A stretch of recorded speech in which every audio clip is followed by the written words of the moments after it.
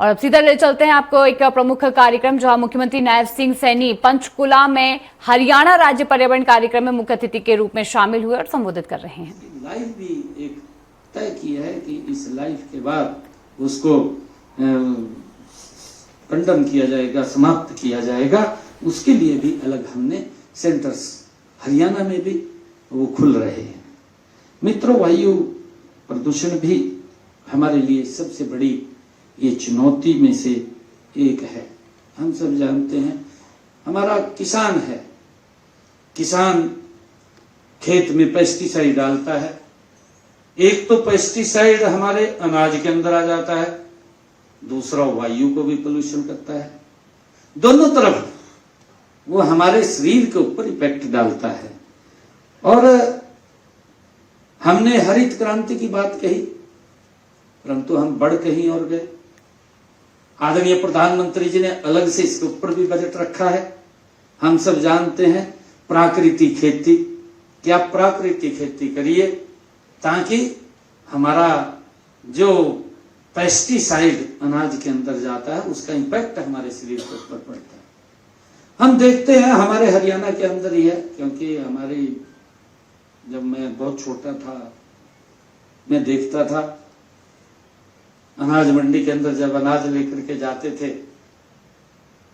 मेरे ख्याल से जो हमारे वहां श्रमिक थे, 1 क्विंटल की बोरी को वो उठा करके गाड़ी के ऊपर चले जाते थे, और आज वो घट करके मात्र मेरे ख्याल 35 किलो की रह गई है। कितना उसका वजन घटा, ये विचार करने की बात है, ये कोई वैसा विषय नहीं है। उस 35 किलो की बोरी को उठा करके भी हम ऊपर नहीं जा सकते। आज वो स्थिति आ गई है मानवता के सामने, क्योंकि हमारे पास संसाधन इस प्रकार के आ गए हैं, जिसका मैं जिक्र कर रहा था कि हमने पेड़ तो काट दिए हैं, पेड़ काट दिए, उसका हमने एक समाधान खोज लिया कि एसी लगवा लेंगे। भाई वो इम्पैक्ट पड़ रहा है उसका बहुत ज्यादा, हमारे शरीर के ऊपर कितना इम्पैक्ट उसका पड़ रहा है। हमें पौधे लगाने की आवश्यकता है। आज आदरणीय प्रधानमंत्री जी ने एक पेड़ मां के नाम इसका शुभारंभ किया है। हम सब की जिम्मेवारी है कि इस वातावरण का संतुलन बना करके रखें। आज अगर हम देखते हैं, जब वातावरण के वायुमंडल के अंदर अगर असंतुलन हुआ है, तो उस असंतुलन के कारण ही तो हम देख रहे हैं, पता ही नहीं लगता, बादल का बादल गिर जाता है, फट जाता है। कितने गांव तबाह हो गए आपके सामने, उस गांव के गांव चले गए, उसको भागने का भी समय नहीं दिया कि भाग तो जाए घर से निकल करके, वो भी समय नहीं दिया। ये हमारी प्राकृतिक असंतुलन है जो बिगड़ गया है, और बिगड़ा है तो उसका कहीं ना कहीं हमारे ऊपर इंपैक्ट पड़ रहा है।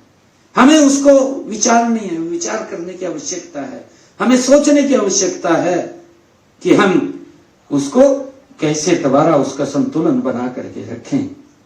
और इससे जो वायु प्रदूषण है, जिसका मैंने जिक्र किया है कि हमारे लिए सबसे बड़ी चुनौती है, इससे निपटने के लिए अभी हमने वर्ल्ड बैंक के साथ मिलकर के 3600 करोड़ रुपए की लागत के clean air project for sustainable development की शुरुआत की है। और इसके तहत हमने गुरुग्राम, फरीदाबाद और सोनीपत के लिए 500 इलेक्ट्रिक बसें वो भी खरीदी हैं। इसके लिए हमने इलेक्ट्रिक ऑटो के लिए भी सब्सिडी दी है। और आने वाले समय के अंदर इलेक्ट्रिक जो बसें हैं, इलेक्ट्रिक बसों की ज्यादा, ताकि डीजल से, पेट्रोल से ज्यादा पोल्यूशन ना हो, हमने ईवी पार्क